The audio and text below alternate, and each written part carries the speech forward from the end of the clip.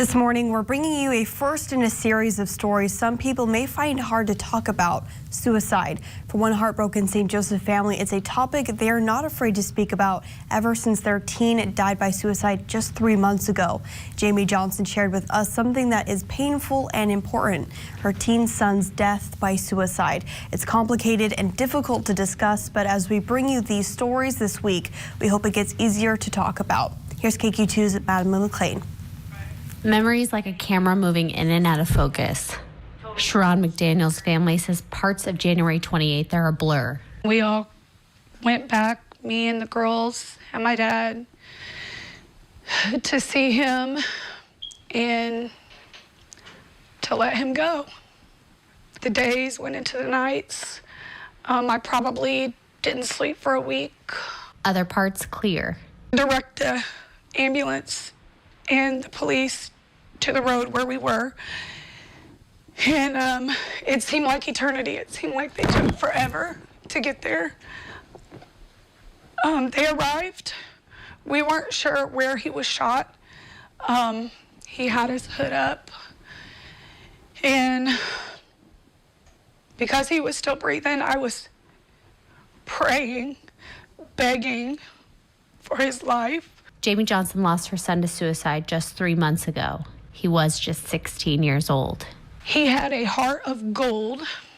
Last year he reached out, he wanted to teach kids how to fish. I put ashes in a fish so that I could wear all the time. The girls have jewelry, and then we have a special urn that we had etched with a bass. Johnson has 6 children. Charron was her only boy. His sisters describe him as a goofy teenager. He would dance and he was crazy.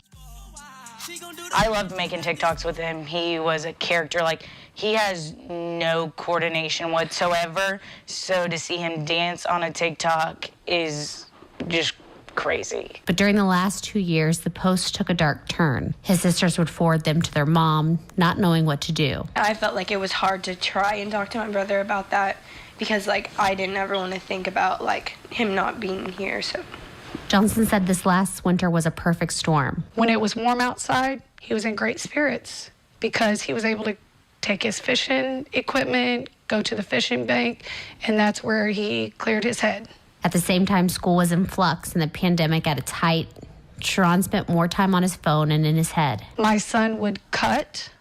He would cut his arms. Recently, he cut his face. He would make TikToks. There were TikToks about suicide, TikToks about death date countdowns.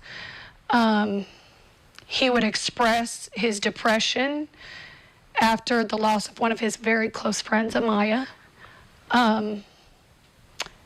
There was just a lot of things that he did. There was good days and there were bad days. And we really had to watch him on those bad days. His depression had been escalating, cutting, suicide attempts, multiple stints in the hospital. His most recent stay was in December. It didn't help. I asked for some inpatient treatment for him. Drug addicts, alcoholics, they have 30-day treatments. And I asked about that and was told I would have to sign my rights over to my son for a treatment like that. And that wasn't, I'm a mother first. Johnson says she begged for help, searched endlessly for an inpatient treatment program for teens. Here's a local psychologist, professor, and children's mental health expert about inpatient program deserts in Missouri. Over the last 10 years, the inpatient possibilities for youth have greatly decreased. So some of the best programs I know about have closed. There are still good places, but they're limited. When our need for places has greatly increased, the availability of places has greatly decreased, which is the opposite of how it should be.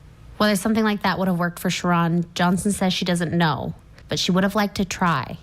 And now it's too late for her son. My son was laying on the ground. The gun was beside him. His girlfriend was holding him. He was still breathing. We picked him up off the ground. It was cold, and I wanted him to sit up because he was still breathing. He still had a pulse. My mom called me at 10:53 and was like, "You need to get to the hospital." And I was like, "Why? What's going on?" Like, she was like, "Your brother shot himself." And I just immediately started praying. I was like, I'm not in a state of mind to lose my brother tonight. I can't do that. But it's not too late for others. And Charron's family has become uncomfortably aware of how many teens need help. Johnson says dozens of teens have reached out to her, saying they were depressed or suicidal. If we don't get them help now, we're in trouble. The issue coming sharply into focus for Charron's family. We're losing so many people to suicide that we don't know how to deal with it. And they hope by telling their story, it may do the same for others. If advocating for change is what I have to do to be a catalyst for our youth, I will do whatever I need to do. My family will do whatever I need to do. We need to do to make sure another family doesn't have to go through a tragedy like this. Experts say one thing everyone can do right now is add the National Suicide Hotline number to your phone. It's 800-273-TALK. You can call or even text that number 24/7. Coming up in the series this week, another family story of teen suicide in November. Then what doctors, social workers, and mental health experts are seeing. And finally, you'll get to hear from a group of local teens about what they need from us.